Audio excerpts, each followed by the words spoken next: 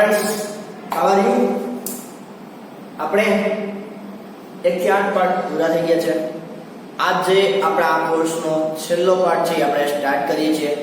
દિવાળી સુધી જે સત્ર હોય એમાં 1 થી 9 પાર્ટ છે આપણે કોર્સમાં આપણે લઈએ છીએ, બરોબર છે? અને એટલા જ આપણે લેવાના છે. 8 પાર્ટ પૂરા થઈ ગયા અને છેલ્લામાં છેલ્લો 9મો પાર્ટ કે જે ખૂબ જ એકદમ સહેલો છે. પાઠ 9 છે પ્રાણીઓમાં પ્રજનન. આપણે મનુષ્યમાં પ્રજનન વિશે પણ ભણવાનું છે અને પ્રાણીઓમાં પ્રજનન વિશે પણ ભણવાનું છે. બે વિશે ભણવાનું છે, બરોબર? પણ સૌથી પહેલા પ્રશ્ન એ આવે, પ્રજનન એટલે શું? તો કે પ્રજનન એટલે જે પેઢી દર પેઢી જે વસ્તીઓ છે, લોકો છે, એની સંખ્યા છે એ જળવાઈ રહેતી હોય, બરોબર છે? પ્રજનનની પ્રક્રિયા એટલે કે આપણે આપણું જાતિનું સાતત્ય જાળવી રાખવાનું છે, બરોબર છે? જેમ આપણા ઘરે આપણી ઉપર દાદા પરદાદા એવી રીતે બધા હોય લાઈનમાં, તો એના પછી કેમ આપણે આવવા માંડીએ છીએ, બરોબર? પરદાદા પછી દાદાનું આખું ફેમિલી આવી જાય, પછી પપ્પાનું ફેમિલી આવી જાય, મમ્મીનું ફેમિલી આવી જાય, પછી આવી આપણે બધા. અને આપણે પણ આપણું જાતિનું સાતત્ય જાળવી રાખવા માટે આપણે આ વસ્તુ આપણે આમાં પ્રજનન પ્રક્રિયા બધા માટે અનિવાર્ય હોય છે. પછી એ મનુષ્ય હોય કે પ્રાણી હોય તો જ બધાની જાતિ છે એ આજે ટકી રહેશે, નહીતર ટકી રહેવાની નથી.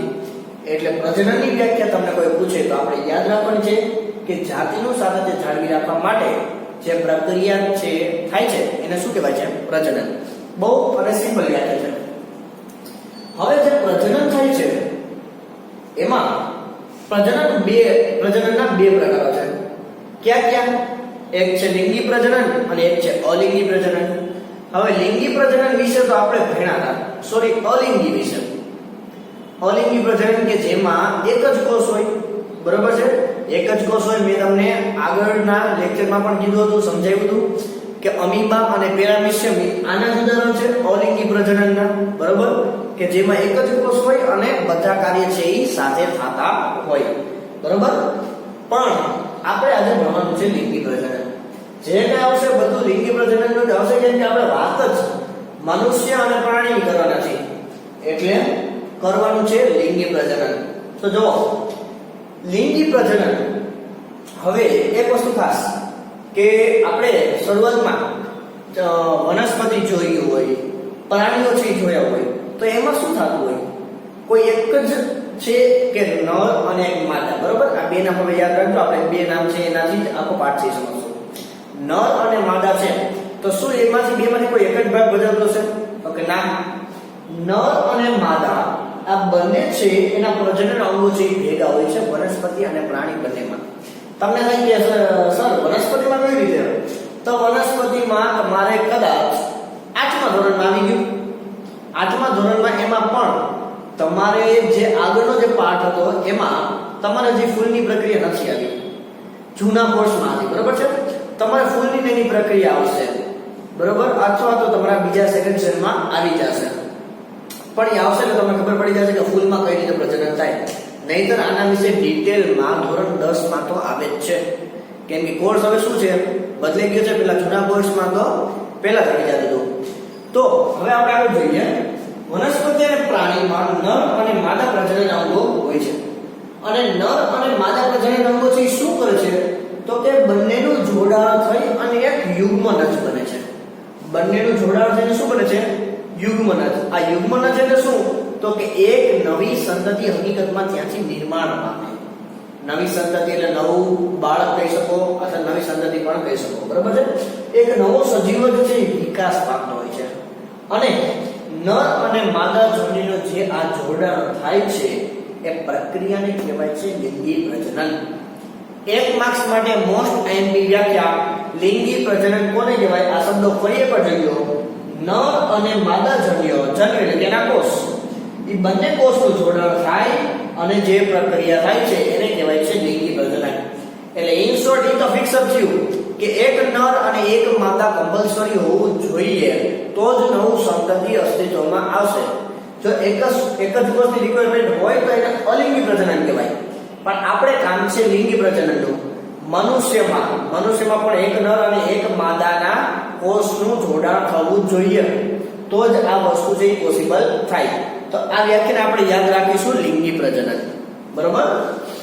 હવે છે આપણી પાસે નર પ્રજનન અંગો અને પછી છે માદા પ્રજનન અંગો. બંને છે એ કમ્પેર કરતા જશું. હવે આ સમજતા પહેલા વિડિયો છે પોઝ કરી અને પહેલા તમારી ટેક્સ્ટ બુક છે ઓપન કરો. બરોબર. ટેક્સ્ટ બુક ઓપન કરો અને એમાં તમે આકૃતિ જુઓ. એ આકૃતિ પર તમારે દોરીને સમજવાની છે.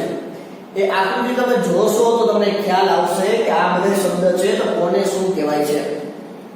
એટલે મહેરબાની કરી પહેલા ટેક્સ્ટ બુક ખોલો અને એમાં આ વસ્તુ પહેલા જોવો, ચિત્ર જોવો એક. ચાલો પહેલા તમે આકૃતિ જોજો નર પ્રજનન અંગોની. બરાબર છે. હવે નર પ્રજનન અંગોમાં એક જોડ શુક્રપિંડ હોય છે. એક જોડ એટલે અંદર બે.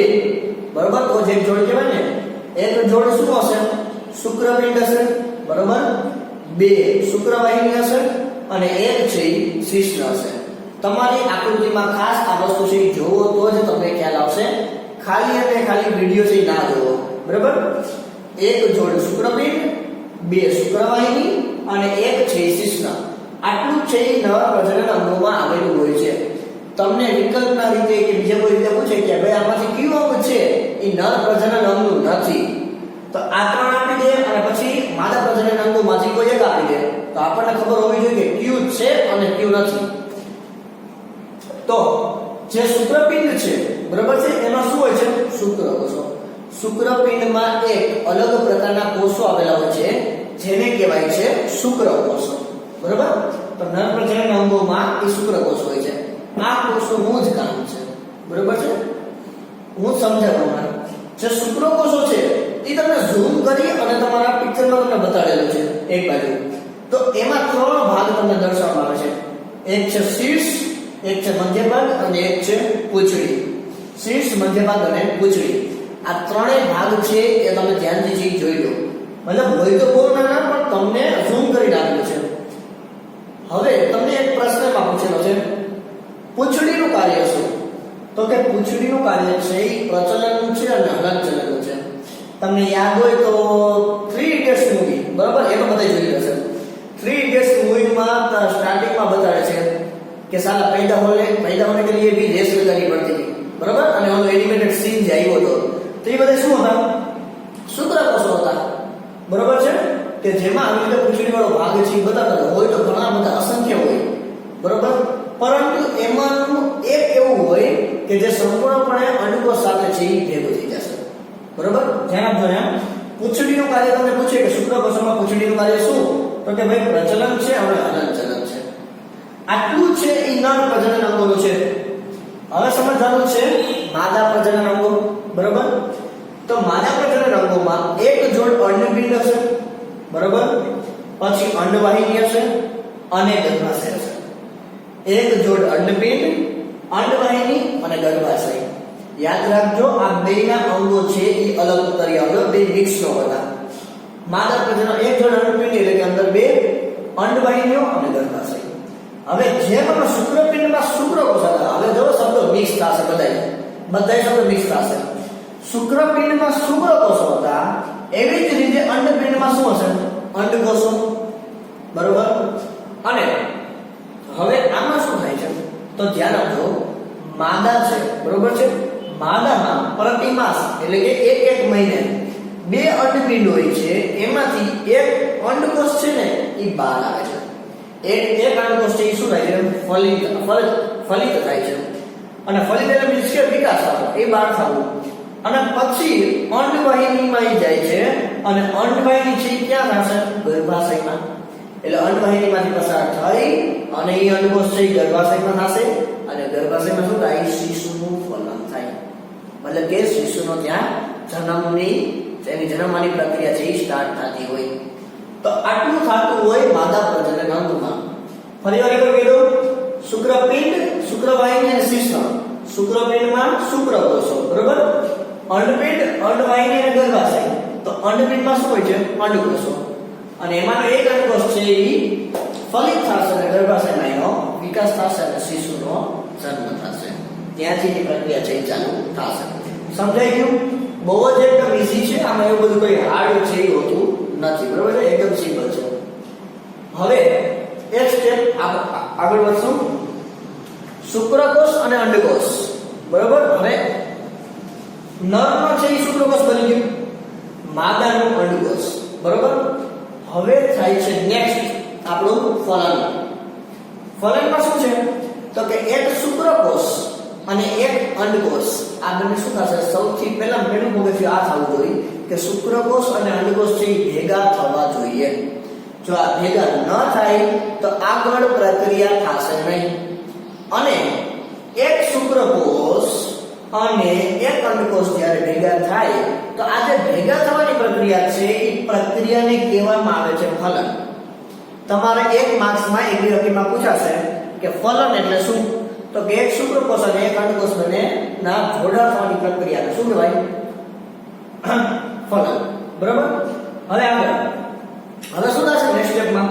તો કે ચાલો બે ભેગા તો થઈ ગયા. હવે શુક્રકોષ અને અંડકોષ બે અલગ અલગ થઈ ગયા. હવે ધીમે ધીમે બે શું થઈ જશે? એક થઈ જશે.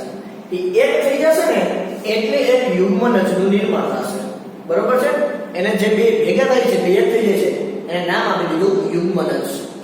હવે શું થાય છે આમાં? ખાસ માતાનો અંડકોષ અને પિતાનો શુક્રકોષ છે એ બંને ભેગા થશે, બરોબર છે. માતાનો શું થશે? એટલે કે માદામાં અંડકોષ અને પિતામાં શું થશે? શુક્રકોષ. આ બંનેનું જોડાણ થાય એટલે ફલન થશે. ફલન ભેગા થશે પછી શું બનશે? યુગ્મનજ બનશે. પછી આગળ જુઓ, જે એમાં વિકાસ પામ્યો, જે નાનકડા ભ્રૂણ તરીકેનો વિકાસ પામશે એટલે એ નવા શિશુ તરીકે જન્મ લેશે. અને ખાસ જે ફલન છે એ માદાના શરીરની અંદર થાય છે તો તેને અંતઃફલન કહેવામાં આવે છે. યાદ રાખજો, માદાના શરીરની અંદર થાય તેને કહેવામાં આવે છે અંતઃફલન. અંદર એટલે અંતઃફલન, બરોબર છે. ઉદાહરણમાં મનુષ્ય, ગાય છે, કૂતરા છે, મગી છે, કેટલા તમે ધારો એટલા ઉદાહરણ છે એ લઈ શકો છો. અહીંયા તો આપણે ખાલી 4 જ લેવાના છે, બરોબર છે. તો અહીંયા સુધી કમ્પ્લીટ. હવે છે એક છેલ્લો topic, test tube baby. Test tube baby કોને કહેવાય સર? તો કે આ એક પ્રક્રિયા છે. કોની માટેની પ્રક્રિયા? તમને ખબર છે આપણે રાજકોટમાં પણ આઈવીએફ સેન્ટર છે એ ખુલ્લા હોય છે, બરોબર છે. પણ આપણને ખબર નથી હોતી કદાચ, તો આજે આપણે જાણી લઈએ. ટેસ્ટ ટ્યુબ બેબી એટલે કે માતામાં જે અંડવાહિની હોય ને એ બંધ હોય, બરોબર. મેં તમને વાત કરી અહીંયા અંડવાહિની, એ અંડવાહિની છે એ બંધ હશે. અંડવાહિની બંધ હશે એટલે કોષો તો આગળ છે એ જવાના નથી, બરોબર.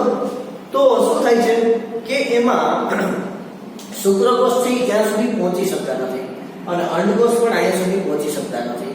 તો જ્યારે કોઈ માદા છે એમાં એ સક્ષમ નથી, એની અંદર જે પ્રક્રિયા થાય છે શુક્રકોષની પહોંચવાની અને અંડકોષની પહોંચવાની, તો એ વસ્તુ છે એમાં પોસિબલ નથી હોતું.